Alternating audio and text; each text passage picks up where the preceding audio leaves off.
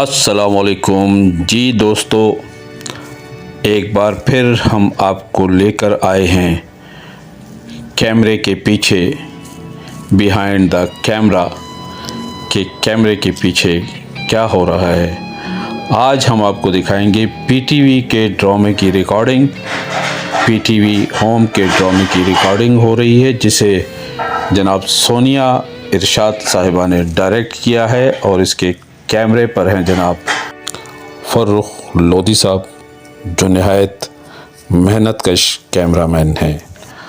और जनाब इसमें इस्लामाबाद के खूबसूरत फ़नकार हिस्सा ले रहे हैं।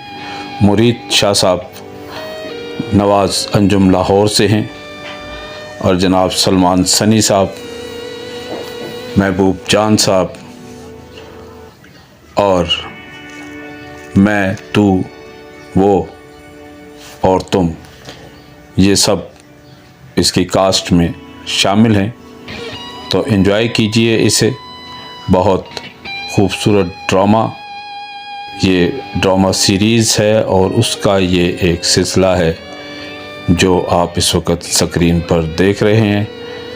पीटीवी होम की स्क्रीन पर इसे आप देखेंगे बहुत जल्द।